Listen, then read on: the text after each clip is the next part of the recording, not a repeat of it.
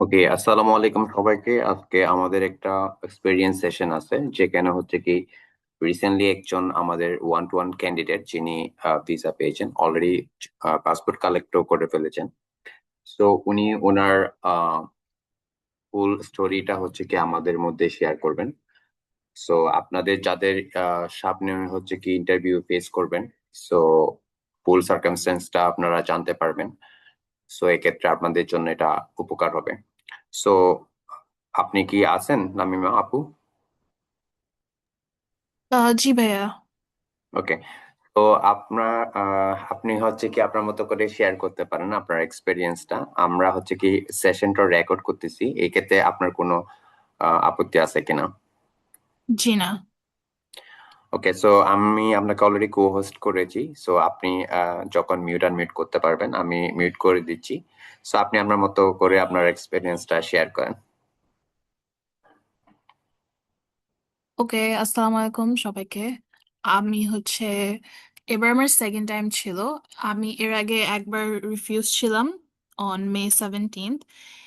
তখন I was kind of depressed, কারণ তখন আমি কয়েকটা মক সেশন প্র্যাকটিস করেছিলাম আরো ভিন্ন দুইটা জায়গায়। তারপরে এবার আমি একটা নতুন অফার নিয়ে দাঁড়িয়েছিলাম। আমার ইন্টারভিউ ছিল June 29th, sorry July 29th।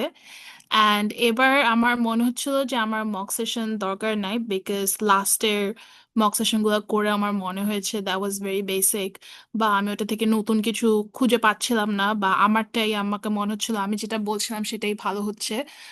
তো তাও লাস্ট মিনিটে আমি এইচএসডির একটা এরকম স্যাটারডে ফ্রি মক সেশন যেটা হয় ওইটা জয়েন করেছি। তখন হচ্ছে ভাইরা অন্যদেরকে যে অ্যাডভাইস গুলো দিচ্ছিল, তো ওইটা শুনে আমার কাছে খুবই ডিফারেন্ট লেগেছে, আর আমার মনে হয়েছে যে this is something new and অনেক ডিটেলস এক্সপ্লেনেশন হচ্ছিল যেগুলো আমি অন্য সার্ভিস থেকে পাইনি। তো এরপরেই আমি আসলে সাইন আপ করেছি। তো আমি এইচএসডি কে ফার্স্টলি থ্যাংক ইউ জানাতে চাই যে ফ্রি মক সেশন গুলো আসলে মানুষকে অনেক হেল্প করে।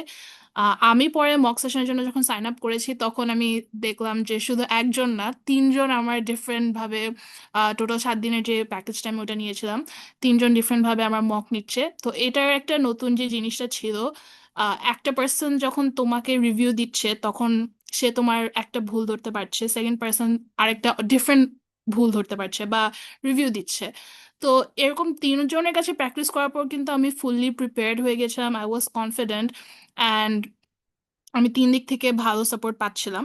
অ্যান্ড রিগার্ডিং মাই ইন্টারভিউ, আমার এবার আলহামদুলিল্লাহ খুবই, since I was confident enough, আমার এবার সবই ইজি লেগেছে। আমাকে খুবই কম কোয়েশ্চেন আস্ক করেছে যেহেতু আমার অফারটা ফুললি ফান্ডেড ছিল। আম, আমি কি ওই কোয়েশ্চেনগুলো নিয়ে বলবো কি কি কোয়েশ্চেন আস্ক করেছিল? হ্যাঁ, সবকিছু আপনি বলতে পারেন, আপনার in details story, fund manager ক্ষেত্রে কিভাবে কি করছেন, সবকিছু আপনি আপনার মতো করে বলতে পারেন। আচ্ছা, জি। তো আমার ইউনিভার্সিটিটা হচ্ছে University of South Florida, and I'll be going there for economics masters.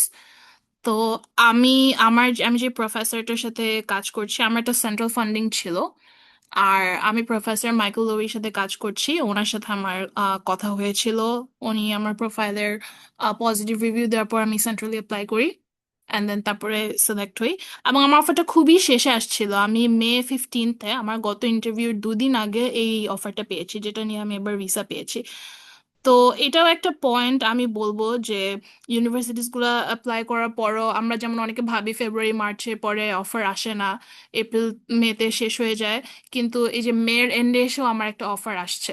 তো আই থিঙ্ক অন্য যারা সবাই মানে চেষ্টা করে থাকতে হবে লাস্ট পর্যন্ত, যে কোনো সময়, কারণ কোন সময় ডিপার্টমেন্টের কাছে মানে ফান্ডিং এর টাকা থাকবে, কখনো অফার করবে, you never know. So I think এই জিনিসটা একটা যে ওয়েট করা। আচ্ছা, আর রিগার্ডিং দ্য ইন্টারভিউ আমাকে জিজ্ঞেস করেছে প্রথমে যে why do you want to do a masters. এটা আমার কাছে মনে হয়েছে একটা আনকমন কোয়েশ্চেন বলা যেতে পারে, although it's a basic question, but অনেক সময় অন্যান্য মক সেশনসে they don't prepare you for this question. তো আমাকে যখন অনেকগুলা, স্পেশালি সাইফ ভাই আমাকে যে প্রেজেন্টেশনটাতে রেডি করেছে, উনি আমাকে not only common question but like আরো পসিবল কোয়েশ্চেন কি কি আসতে পারে এরকম ভাগ করে দিয়েছিল। তো তো সবগুলো যখন আমি স্টাডি করেছি আমার মনে হয়েছে I was prepared for any question, যেটাই দেখ না কেন আইল be prepared for that. So যখনই আমাকে জিজ্ঞেস করেছে why do want to do a masters, তখন আমি আরেকটা কোয়েশ্চেনের অ্যান্সার থেকে মানে টেনে এটা ভালোভাবে অ্যান্সার করতে পেরেছি। যে আমার অ্যান্সারটা এরকম ছিল যে আমার আন্ডার গ্রাজুয়েট ইকোনমিক্সে ছিল, এখন আমি আরেকটা অ্যাডভান্স ডিগ্রি সিক করতে চাচ্ছি, আমার ক্যারিয়ার গোলসে এটা ওভাবে হেল্প করবে। তারপর আমি একটু কোর্স নিয়ে বলেছিলাম। তারপরে যেহেতু আমি একবার রিফিউজ ছিলাম, তো ওরা একটা কোয়েশ্চেন জিজ্ঞেস করে যে এবার কি চেঞ্জ হয়েছে, আমাকে একটু এটা একটু ঘুরিয়ে করেছে। আমাকে আজ করেছে যে লাস্ট টাইম ধরেন এক্স ইউনিভার্সিটি ছিল, এবার কেন আমি ইউএসএফ এ যাচ্ছি। তো তখনই আমি বুঝে গেছি যে আমার ওই কোয়েশ্চেনটা যে হোয়াট চেঞ্জড। তো ওইটার যে প্রেজেন্টেশন অ্যান্সার আমাকে প্রিপেয়ার করে দেওয়া হয়েছিল, যেটা আমি প্র্যাকটিস করেছিলাম ভাইয়াদের সাথে, তখন আমি ওইটা অ্যান্সার করি। আর তারপরে বেসিক যেটা আমার স্পন্সর কে, আমার হচ্ছে 7,000-এর মতো ডেফিসিট। তো আমার স্পন্সর কে আছে, ইনকাম ডিটেলস এটা নিয়ে জানতে চাইলো। অ্যান্ড লাস্টে জিজ্ঞেস করেছে হচ্ছে আমার ফিউচার প্ল্যান কি। তো এটাও হচ্ছে আমি ভাইয়াদের সাথে আমার ফিউচার প্ল্যানটা অনেস্ট অ্যান্সারটা ডিসকাস করেছি। তারপর আমাকে গুছিয়ে দিয়েছে যেভাবে বললে এটা আরো প্রেজেন্টেবল হয়। সো পরে ওখানে গিয়ে আমি ওইটাই ডেলিভার করার চেষ্টা করেছি। অ্যান্ড ইয়া, আমার মনে হয়েছে আমার সামনে যারা কনফিডেন্ট ছিল, আমার সামনে আরো 4 জন ওই লাইনে ছিল যারা কনফিডেন্ট ছিল, যাদের ব্যাকগ্রাউন্ডের সাথে ওদের ফিউচার প্ল্যান অ্যালাইন করেছে। আমি দেখেছি অনেকজন ব্যাচেলার্স এর স্টুডেন্ট, অনেকে বলে যে ব্যাচেলারে ভিসা পায় না, আমি দেখেছি পেতে মানুষকে। So just be confident and just answer your questions. If you're a real student, if you have a good offer, I don't think যে রিজেক্ট করবে। মানে এখন আমার ওই যে অনেকে বলে ভিসার বেশি অনেক খারাপ, দ্যাটস নট ট্রু। আমি অনেকজনকে দেখেছি ভিসা পেতে। So just be yourself. That's pretty much. And obviously, the mock session helped me. And what unique about HSD is, শুধু একজন না, you're getting perspective from 3 people, so that really works. ওকে, তো আপনার আহ, যে funding যেটা ছিল এটার জন্য কি আপনার কোনো ইন্টারভিউ হয়েছিল কিনা? না, আমার ফান্ডিং এর জন্য আমার কোনো ইন্টারভিউ হয়নি, বাট আমি প্রফেসরের সাথে যোগাযোগে ছিলাম। আর আচ্ছা, আমার ফান্ডিং এর ব্যাপারে আমার যেটা মনে হয়েছে যে আমার জিআরই, যারা স্টেম ব্যাকগ্রাউন্ডে আছে, আই থিঙ্ক তাদের জিআরই দিয়ে অ্যাপ্লাই করা ভালো, সিন্স এখন specially for masters funding is really tough. আমি ইউএসএ তে অ্যাপ্লাই করার 1 বছর আগে থেকে, মানে আমি গত বছর আমি সেপ্টেম্বরে গ্রাজুয়েট করি 2025-এ, বাট আমি এর আগেই কিন্তু আমার সব টোফেল আইএলটিএস জিআরই এগুলো সব ক্লিয়ার করে রেখেছিলাম। সিন্স জিআরইটাতে স্কোরে একটু সমস্যা হয় বা একটু টাফ, সো আমি বলবো আমি জানুয়ারি থেকে পড়া শুরু করেছিলাম। So I think it's a long planning.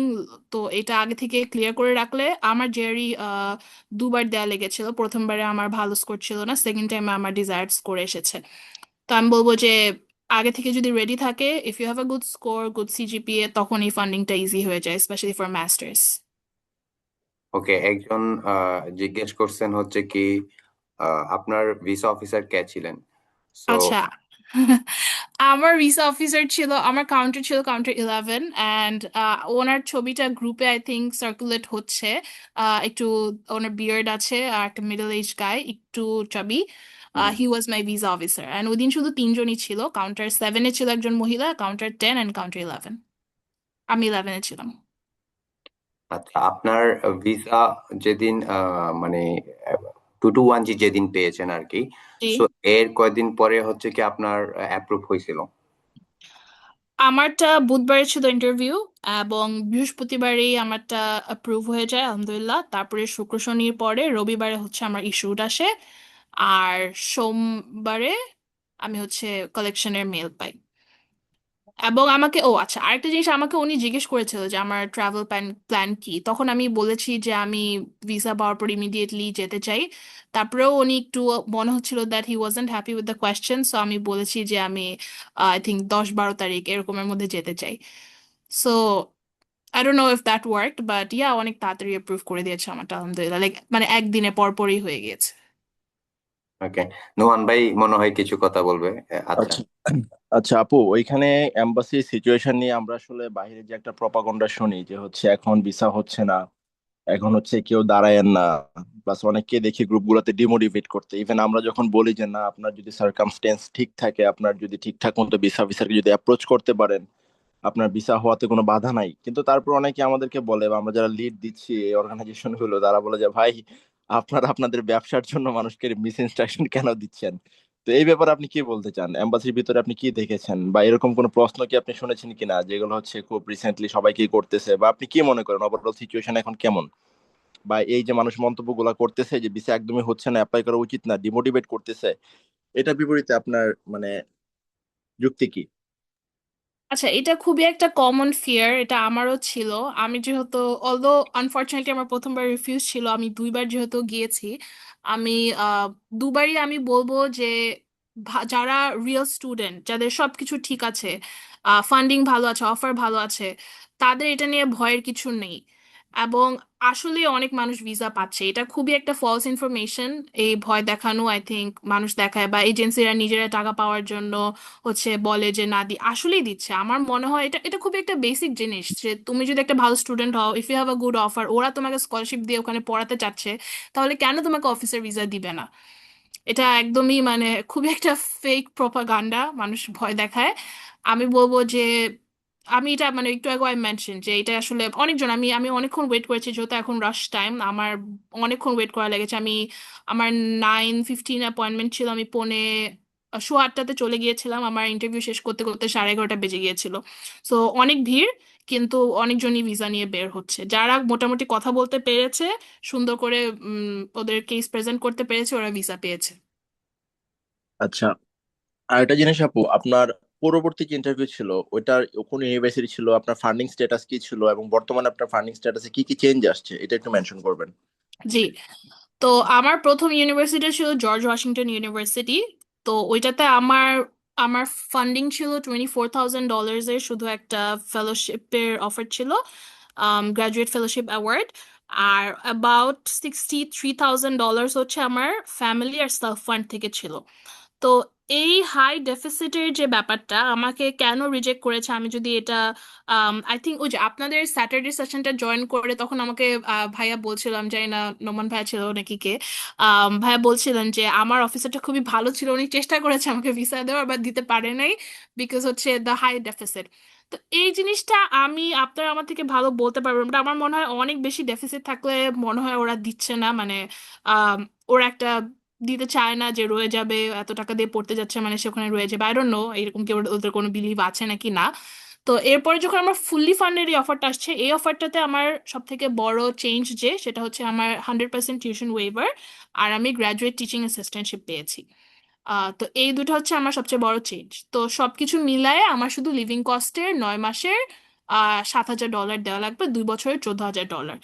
আগে আমার 1 বছরেই $63,000 দেওয়া লাগতো, এখন আমার 2 বছরে $14,000। তো এটা আমার সবচেয়ে বড় চেঞ্জ ছিল অফারে।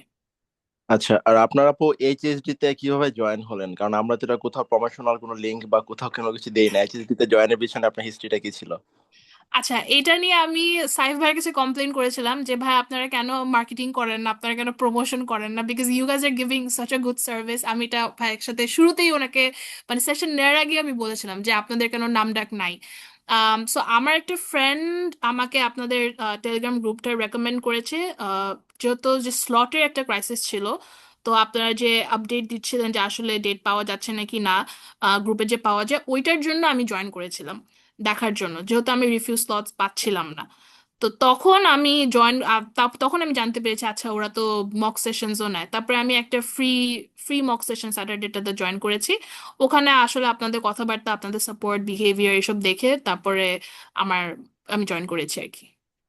আচ্ছা আপু, আরেকটা স্টোরি হচ্ছে যে অনেকে ধরেন দেখা যায় যে ইউএসএ তে একবার রিফিউজ হওয়ার পরে তারা হোপলেস হয়ে যায় যে না ইউএসএ তো হবে না, মানে অনেকে অনেকভাবে ডিমোটিভেট করে দেন, কামব্যাকটা তাদের মাঝখান থেকে আসে না। তো সেক্ষেত্রে মানে আপনি একটা রিফিউজ হওয়ার পর পুনরায় অন্য কোনো কান্ট্রিতে মুভ না করে ইউএসএ এর পিছনে লেগে থাকার পিছনে মেইন রিজন কি ছিল? হিস্ট্রিটা কি ছিল নর্মালি? সো আমি টোটাল 6টা ইউনিভার্সিটিতে অ্যাপ্লাই করেছিলাম, আর 6টাতেই আমার অ্যাকসেপ্টেন্স আসছে। ওরা ছোটখাটো সবাই স্কলারশিপ দিয়েছিল। আর আমি এখন সাউথ ফ্লোরিডাতে যাচ্ছি, বাট এটা কিন্তু আমার নাম্বার ওয়ান চয়েস ছিল না। আর ব্যাকআপ হিসেবে আমি অন্য কান্ট্রি রেখেছিলাম, ইউকে, বাট ওই তো ইউএসএ যার মাথায় থাকে সে তো ইউএস এর জন্যই ট্রাই করে। আমার মাথায় এটাই ছিল যে আমাকে যে রিজেক্ট করেছে ওটা আমার দোষে রিজেক্ট করে নাই। আমি এই জিনিসটা স্ট্রংলি বিলিভ করেছি যে আমার প্রোফাইল ঠিক আছে, আমি জেনুইন স্টুডেন্ট, আমার স্কোরস ভালো আছে। আমাকে যদি রিজেক্ট করে থাকে এটা প্রবাবলি হয়তো বা আমার ওই অফারটা যে ডেফিসিট হাই, ওই রিস্ক ভেবে ওরা আমাকে রিফিউজ করেছে। এই জিনিসটা আমি স্ট্রংলি বিলিভ করেছি, প্লাস অলসো আমার ফ্যামিলি থেকেও সাপোর্ট ছিল। তো তখন আমার because সবাই শকড হয়েছে যে ও তোমার রিফিউজ হয়ে গেছে, মানে এটা কিভাবে হলো কিভাবে হলো। তখন আমি ফর আ টাইমিং একটু ভেবেছিলাম যে আচ্ছা মনে হয় এখন ভিসা দেয় না। বাট যাই হোক, পরে আমি মানে আল্লাহর উপর বিশ্বাস রেখে আর একবার চেষ্টা করেছি। This was the last time. অনেকে আছে, হুম অনেক হুম। ভাইয়াপুরা আছে 3-4বার ট্রাই করে, ওদের অনেক সাহস। বাট আমি, this was my last attempt যে এবার যদি হয় হবে, বিকজ আমি তো আমার 100% দিয়ে চেষ্টা করছি। সো ঠিক ইট আছে। Work out. হুম। আরেকটা জিনিস আপু একটু শর্টলি বলবেন, কোনো জি। ধরনের নেম প্লেট মেনশন না করে, আপনি প্রিভিয়াসলি বেশ কিছু বা একটা বা দুইটা গ্রুপের সাথে হ্যাঁ, হচ্ছে আপনি ছিলেন মক সেশনে, ওদের নাম মেনশন করার কোনো প্রয়োজন নাই। তো ওনাদের কাছ থেকে আপনি কি ধরনের সাপোর্ট পেয়েছিলেন, বা আপনার কি মনে হয়েছে কখনো যে হচ্ছে যারা এক্সপিরিয়েন্সড না, বা ফেসবুকে যারা হচ্ছে প্রচার প্রসার চালাচ্ছে যে আমরা হচ্ছে মক সাপোর্ট দিচ্ছি আমাদের কাছে আসেন, ওদের দ্বারা কি কোনোভাবে আপনি মিসগাইডেড হয়েছে বলে মনে হয়? ডেফিনেটলি ডেফিনেটলি আমার সবচেয়ে বড় ভুল ছিল আমার ফার্স্ট, আমি ডিএস ফিল আপের সার্ভিসটাও নিয়েছিলাম, এবং তখন আমাকে দেখানো হয়নি যে কি ফিল আপ করা হয়েছে। জাস্ট একটা ওদের একটা ভার্সন আমাকে পাঠিয়েছে। পরে যখন আমি নিজে সেকেন্ড টাইম নিজে ডিএস ফিল আপ করেছি, আমি দেখেছি অনেক ইনফরমেশন ভুল। That's about DS. ওই যারা ভুল করেছে ওদের থেকে আমি মক সেশনও নিয়েছিলাম, এবং বেশ ভালো একটা কস্ট ছিল কিন্তু এটা। তখন আমি বুঝতামও না যে এত বেশি, এটা কি রাইট অ্যামাউন্ট নাকি না, বাট আই ওয়াজ ডেসপারেট ওই সময়। এবং ওরা খুবই নাম করা একটা আমি নাম বলছি না যেহেতু না করেছেন। বাট আমার ইচ্ছা আছে ওদের ব্যাপারে পরে নেগেটিভ রিভিউ দেওয়া, বিকজ এভাবে স্টুডেন্টদের ঠকাচ্ছে। তো তখন আমার মনে হচ্ছে ওরা ইংলিশই বলতে পারে না, ওর আমার কি বলবো, আমি আই ওয়াজ ভেরি ডিসঅ্যাপয়েন্টেড। হ্যাঁ, আর যখনই জি তো জি। আপনি যখন হুম একটা হুম। ভালো সার্ভিস পাবেন, তখন কিন্তু আপনি আসল ডিফারেন্সটা বুঝতে পারবেন। হ্যাঁ, যখন আমি 3জন থেকে নিয়েছি ইনক্লুডিং এইচএসডি, তখন I saw the real difference যে কি হইতেছে। এবং সেকেন্ড টাইম যিনি কাছে নিয়েছি, দ্যাট ওয়াজ ইন্ডিভিজুয়াল পার্সন। ওইটা খুবই শর্ট টাইম আমাকে খুবই হাই চার্জ করেছে। I'm not gonna say he was a bad mentor. He was a good mentor, but then again, um, ওই সাপোর্টটা দেয় নাই যেটা আমি চাচ্ছিলাম বা যেটা আমি এক্সপেক্ট করছিলাম। আর এইচএসডির তো একদম খুবই খুবই ফর্মাল একটা প্রেজেন্টেশন আমাকে সাইফ ভাই দিয়েছে। তো ওই প্রেজেন্টেশনের পরে I was impressed. So yeah. জি। তো বিষয়টা হচ্ছে কি, সবার উদ্দেশ্যে কিছু কথা বলি এখানে আমি। অনেকেই হচ্ছে ইনবক্সে আমাদেরকে প্রশ্ন করে, দেখা যায় আসলে আমরা ইচ্ছা থাকা সত্ত্বেও কাউকে ওরকম ভাবে নেম প্লেট মেনশন করে সতর্ক করতে পারি না। বাট আপনি যে গ্রুপের কাছ থেকে মানে মিসগাইডেড বলি আর হচ্ছে লেস ইনফরমেশন বলি, যেটাই বলি না কেন, তো যেভাবে আপনি প্রতারিত হয়েছেন বলাটা ঠিক হচ্ছে কিনা আমি জানি না। তো যেটাই হয়েছেন, তো এরকম আপনার মতো আরো বেশ কয়েকজন ক্লায়েন্ট আমাদের কাছে এসে পার্সোনালি আমাদের কাছে ওনাদের নামে নোটিস করেছে, এবং আমাদেরকে এনকারেজ করেছিল যে হচ্ছে ভাই আপনারা আপনাদের গ্রুপে ওনাদেরকে এক্সপোজ করেন, ওনাদের সার্ভিস নিয়ে ঝামেলা, ওনাদের টাকা পয়সা নিয়ে হচ্ছে ঠিকঠাক মতনে তাদের আনসার গুলো মেক আউট না করে দেয়া। তো অনেক কিছু থাকে। এখন আমাদের কথা হচ্ছে আসলে এখানে ওনাদের বিরুদ্ধে, তো আমরা কোনো এজেন্সির বিরুদ্ধে না, আমাদের কথা হচ্ছে আমাদের যে প্ল্যাটফর্মটা, এইচএসডি যে প্ল্যাটফর্মটা, এটা একটা নিজস্ব স্ট্রাকচারের উপরে বিল্ড করা। এখানে আমরা যারা আছি, আমরা অ্যাডমিন 3জন আছি, একজন অলরেডি ইউএসএ তে চলে গিয়েছেন, হয়তো বা আমরা কোনো এক সময় চলে যাব। বাট এইচএসডি তে যারা আসবে ইন ফিউচার, আমাদের জুনিয়র কমিউনিটি হোক বা এক্সিস্ট যারা করতেছে অ্যাডমিন, তারাও অ্যাক্টিভ যদি হয়, সেক্ষেত্রে আমাদের যে ধারাবাহিকতাটা, আমাদের যে স্ট্রাকচারটা, সেটা ডেফিনেটলি সবসময় আমরা মেনটেন করবো, এবং সে কোয়ালিটিটা কখনো কম্প্রোমাইজ হবে না। আর আমাদের একটা জিনিস হচ্ছে যেটা সবার উদ্দেশ্যে বলি, আমাদের মূল উদ্দেশ্যটা কিন্তু এখানে বিজনেস না, যে হচ্ছে আমরা মক সেশন করতেছি, বিজনেস করতেছি, এখান থেকে যে টাকাটা আসতেছে। কিছু ইনফর্মাল কথা বলতেছি, কাইন্ডলি কেউ মাইন্ড করবেন না বা বিরক্ত হবে না, পুরো ইন্টারভিউ এক্সপিরিয়েন্স অলরেডি শেষ। তো এই জন্য আমি একটু সময় নিচ্ছি। তো দেখা যায় যে অনেকে ভাবে যে ভাই, ওই দিন একজন ইনবক্সে আমাদেরকে বলতেছে, ভাই আপনারা তো এখান থেকে মানে মগ ব্যবসা করে 10 লাখ টাকা ইনকাম করেন প্রত্যেক মাসে। তো আমি লিটারেলি হাসলাম, হাসি আমি ওনাকে কিছু বলি নাই, উনি হয়তো আমার এক্সপিরিয়েন্সটা শুনবে। আমি বললাম যে হ্যাঁ ভাই, আমরা তো 10 লাখ না 15 লাখ টাকা ইনকাম করতেছি প্রত্যেক মাসে। তো সেক্ষেত্রে আপনার কি কোনো প্রবলেম, আমরা কি কোথাও স্ক্যাম করতেছি? না ভাই, আপনারা এটা কেমনে করতেছেন এসে, ভাই এটা সেটা আমাদের মানে অনেক কথাবার্তাই বলতেছে। আসলে সত্যি কথা বলতে, এখান থেকে যে টাকাটা আসে, অনেকে মনে করে এটা দিয়ে হয়তো বা আমরা অনেক কিছু করে ফেলছি, আদৌ অর্থে কিন্তু তা না। এটা আমরা যেটা যারা আছি আর team admin Aryan, admin Saif, এবং আমি অ্যাডমিন নোমান, আমরা আমাদের প্রত্যেকজনেরই কর্পোরেট লাইফ লিড করি, আমাদের প্রত্যেকজনেরই প্রত্যেকদিন কাজ থাকে। যারা আমাদের সাথে ছিল ওয়ান টু সেশনে, লামিমাপুর কথা যদি বলি, দেখা যায় ওনার ম্যাক্সিমাম মকগুলো হয়তো আমার সন্ধ্যা 7টার আগে বিকাল 3:30টার পরে নেওয়া লাগছিল ম্যাক্সিমাম, যেটা হয় কারণ কাজের স্কেজুয়াল থেকে অফিস থাকে। এর মধ্যে যে প্রেজেন্টেশন গুলো দেওয়া হয় সেগুলো হচ্ছে মানে মেক আউট করতে আমাদের মিনিমাম 3 দিন সময় লাগে। দেখা যায় মাল্টিপল অ্যাডমিন এগুলো রিভিউ করে, আবার নিজেরাই সেগুলো নিয়ে রিসার্চ করি। এসওপি যারা হচ্ছে ফুল ফান্ডেড অ্যাপ্লিকেন্ট, আর আমাদের এই লাস্ট ফুল সেশনে আমাদের মানে মোট অ্যাপ্লিকেন্টের 85% ছিল ফুল ফান্ডেড পিএইচডি বা মাস্টার্স। তো এত পরিমাণ ফুল ফান্ডেড অ্যাপ্লিকেন্ট আমরা আর কখনো ফেস করি নাই, বাট আলহামদুলিল্লাহ আমরা ওনাদেরকে খুব ভালোভাবে মানে গাইড দিতে পারছি। ডেফিনেটলি এখানে এমন অনেক পার্সন ছিল যারা হচ্ছে আমাদের থেকে অনেক সিনিয়র এবং ডেফিনেটলি অনেক কোয়ালিটিফুল, বাট ওনারা বিশ্বাস রেখে আমাদের কাছে আসছেন। একটা বিশ্বাসই ছিল ওনাদের যে ভাইরা হচ্ছে এই জিনিসগুলো অনেক কাজ করতেছে প্রতিনিয়ত, তো ওনারা এই জিনিসগুলো বুঝবে। তো আলহামদুলিল্লাহ আমরা হচ্ছে সবার এক্সপেকটেশন অনুযায়ী যতটুকু পারছি ওই সার্ভিসটা প্রোভাইড করতে পারছি, ওই বিশ্বাসটা রাখতে পারছি। তো এইচএসডি জাস্ট একটা কথা বিশ্বাস করে, সেটা হচ্ছে একটা অ্যাপ্লিকেন্ট যখন রেজিস্ট্রেশন করে ফেলে ওয়ান সেশনে, তখন তার ইন্টারভিউ সম্পূর্ণ দায়ভারটাই হচ্ছে আমাদের অ্যাডমিনদের উপরে পড়ে। দেখা যায় কোনো একজন অ্যাডমিন কোনো একটা জিনিস মিস আউট করে গেছেন, তো অন্য একজন অ্যাডমিন সেটা ডেফিনেটলি কভার আপ করে দেয়। একজন অ্যাডমিন বিজি আছেন, তো আরেকজন অ্যাডমিন তখন টাইম দেয়। মানে দেখা যায় এটা একটা লাইবিলিটির যে একটা ব্যাপার, রেসপন্সিবিলিটিস দায়িত্ববোধের যে একটা ব্যাপার থাকে, এটা নিয়ে আমরা কখনোই কম্প্রোমাইজ করি না, আর কম্প্রোমাইজ করার সুযোগও নাই। আমাদের স্ট্রাকচারটা ওইভাবেই দাঁড় করানো। তো দেখা যায় যে আলটিমেটলি এখানে যারা আসতেছেন তাদেরকে আমরা সর্বোচ্চ যতটুকু পারি হেল্প আউট করার ট্রাই করি। আর ডেফিনেটলি যারা ভিসা পাচ্ছেন, লাইম আপু বলবো, আমাদের প্রিভিয়াস এক্সপিরিয়েন্স যারা শেয়ার করে গিয়েছেন তাদের কথা বলবো, এখানে আমাদের কোনো ক্রেডিট নাই। মানে কোনো না কোনো ক্রেডিট, মানে কোনো ক্রেডিট নাই, 0% সোজা কথা। আমরা জাস্ট আমাদের প্রফেশনাল সাইড থেকে যেটা আমাদের দায়িত্ব সেটা আমরা পালন করেছি, এবং ডেফিনেটলি সেটা বিনিময়ে একটা পেমেন্ট ছিল। আর বাদ বাকি যে মানে কি বলে যে এফোর্ট, বাদ বাকি যে পরিশ্রম গাইডলাইন ফলো করে, এটা সম্পূর্ণটাই হচ্ছে অ্যাপ্লিকেন্টের মানে কৃতিত্ব। উনি চেষ্টা করেছেন, ওনার রিজিকে ছিল, সৃষ্টিকর্তা হচ্ছে ওনাকে সহায় ছিলেন, ওনার দেশে হচ্ছে ওনার ভিসাটা হলো। তো এই হচ্ছে বিষয়। তো যাই হোক, লাইম আপুর কাছে আমি একটা রিকোয়েস্ট রাখবো, সেটা হচ্ছে আমি সবসময় বলি যে আপনি ডেফিনেটলি ইউএসএ একটা ভালো ইনস্টিটিউটে যাচ্ছেন, একটা ভালো পজিশনে যাচ্ছেন, একটা ভালো স্ট্যাটাস নিয়ে যাচ্ছেন। তো এখানে গিয়ে আপনি পড়াশোনা ডেফিনেটলি কমপ্লিট করবেন, এবং এক সময় আপনিও একটা লিডিং পজিশনে থাকবেন, যেখান থেকে হয়তো বা আপনি আমাদের কমিউনিটিটাকে সার্ভ করতে পারবেন, আমাদের বাঙালি কমিউনিটিকে আরো মানে স্ট্রং ভাবে রিপ্রেজেন্ট করতে পারবেন ইউএসএ তে। হয়তো বা আপনারও তখন কোনো না কোনো ভাবে একটা কি বলে যে একটা অপরচুনিটি থাকবে, যে হচ্ছে ফান্ড দেওয়ার। যেমন আপনি এখন একজন প্রফেসরের কাছ থেকে অনেক কষ্ট করে ফান্ড ম্যানেজ করছেন শেষ মুহূর্ত পর্যন্ত। তো তখন যখন আপনি যখন এরকম একটা পজিশনে থাকবেন, আপনাকে ডেফিনেটলি এরকম হাজার হাজার এসওপি সিভি আপনার ইমেলে জমা হবে। তো তখন আপনি কাইন্ডলি আমাদের বাঙালি কমিউনিটিকে অগ্রাধিকার দিবেন বলে আমরা আশা রাখতে পারি, রাইট আপু? জি আপু, জি আপু হচ্ছে, জি ভাইয়া, ইনশাল্লাহ। জি জি।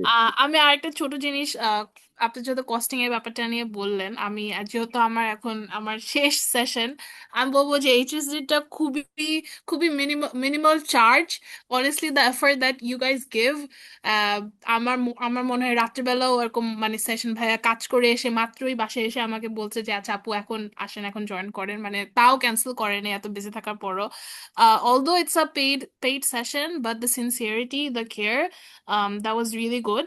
Um, but yeah, so I'm বলবো it's totally worth it. Like যারা এই করতে যেভাবে মানে করতে পারে, জয়েন করতে পারে, it's totally worth it.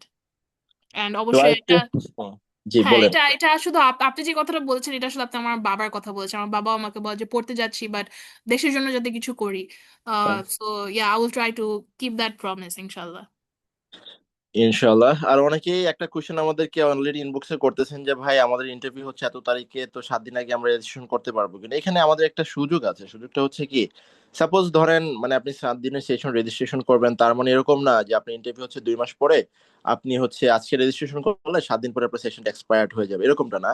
এখানে একটা সিস্টেম হচ্ছে যে এখনো অনেক অ্যাপ্লিকেন্ট আছে যারা এখনো স্লটই ম্যানেজ করতে পারে নাই, বা অলরেডি হচ্ছে অ্যাপ্লিকেন্ট ছিল তারা ডেফার করে নিয়েছে। তো দেখা যায় অ্যাপ্লিকেন্ট আসার পরে আমরা 72 ঘন্টা বা 3-4 দিনের মধ্যে প্রেজেন্টেশনটা ডেলিভারি করে দিই। দেন যে ম্যাটেরিয়ালস গুলো থাকে এগুলোর উপর ভিত্তি করে অ্যাপ্লিকেন্ট একটা লম্বা সময় নিয়ে প্রিপারেশন নিতে পারে, এবং সে তার সুটেবল টাইমে পরবর্তীতে 7 দিন, 10 দিন বা 15 দিনের সেশনটা তার মতো করে কাস্টমাইজ করে নিতে পারে, যারা হচ্ছে অনেক সময় নিয়ে আসে আর কি। তো এই কনফিউশনটা আমি ক্লিয়ার করে দিলাম। আর এমন অনেকেই আছে ধরেন মানে 2 দিন সময় নিয়ে আসছে, এমন আছে, এক্সপিরিয়েন্স শুনলে পাবেন। তো দেখা যায় রাত 3টার সময় আমরা প্রেজেন্টেশন দিয়ে পরবর্তী 2 দিনে হচ্ছে টানা একদম রোস্টার মক নিয়ে হচ্ছে ওনাকে প্রিপারেশন গুলা মানে নেওয়ানো লাগছে, এরকম অনেক এক্সপিরিয়েন্স আমাদের আছে আর কি। তো তখন আমাদেরও কষ্ট হয়ে যায়, ইভেন দেখা যায় যে অ্যাপ্লিকেন্ট অনেক কষ্ট হয়ে যায়। অনেক সময় এমনও হয় যে অ্যাপ্লিকেন্ট, কারণ মক সেশনে আমরা তিনজন অ্যাপ্লিকেন্ট যখন চলে আসে, তিনজন অ্যাডমিন, কিন্তু তখন আর অ্যাডমিন হিসেবে থাকি না, আমরা থাকি হচ্ছে তার ইনস্ট্রাক্টর হিসেবে, আই মিন যেটা একদম টিচার। আমি তাকে গাইডলাইন দিচ্ছি, মানে আমি তার টিচার। তো দেখা যায় যে মক সেশন চলাকালীন সময়ে এমন অনেক সময় অনেক ঝাড়ি টাড়ি দেই, হ্যাঁ। অনেক সময় দেখা যায় যে একটা উল্টা পাল্টা বলে, বলি ভাই এভাবে বললে ভিসা সম্ভব না, আপনাকে এভাবে বলতে হবে, এভাবে বলতে হবে। আলটিমেটলি দেখা যায় যে অনেক অ্যাপ্লিকেন্ট আমাদের উপরে রাগও করে, যে ভাই ওই ওই ওই ভাই হচ্ছে একটু রোড, ওই ভাই একটু রাগী।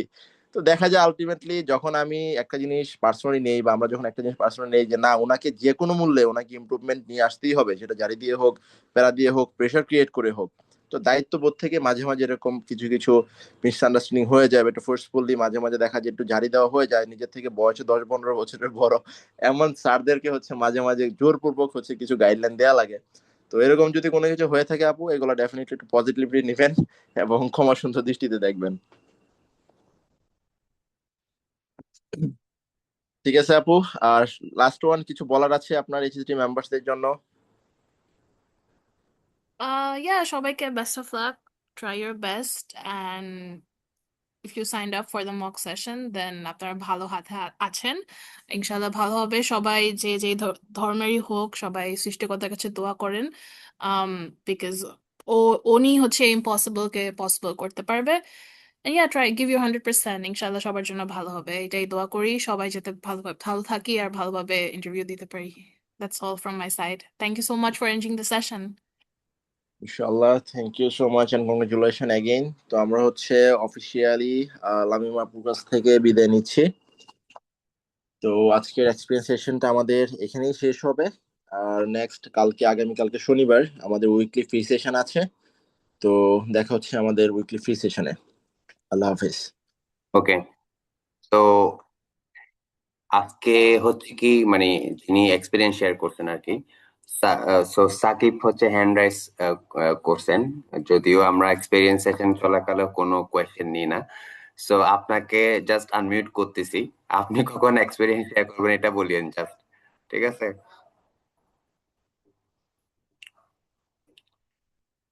Thank you. ওকে, আমি লিভ দিচ্ছি তাহলে ভাইয়া। হ্যাঁ হ্যাঁ শিওর, ওকে। ওকে, আসসালামু আলাইকুম। তো আসসালামু আলাইকুম সবাইকে। তো আমরা আজকের সেশনটা এখানে শেষ করতেছি। কালকে আমাদের ফ্রি সেশন, যেখানে মকও হবে, কোয়েশ্চেনও হবে। যারা আপকামিং যারা ইন্টারভিউ দিবেন ওনারা হচ্ছে কি জয়েন করতে পারেন ফর মক, এন্ড যাদের কোনো কোয়েশ্চেন থাকে ওনারাও জয়েন করতে পারেন। তো সি ইউ সুন। আল্লাহ হাফেজ।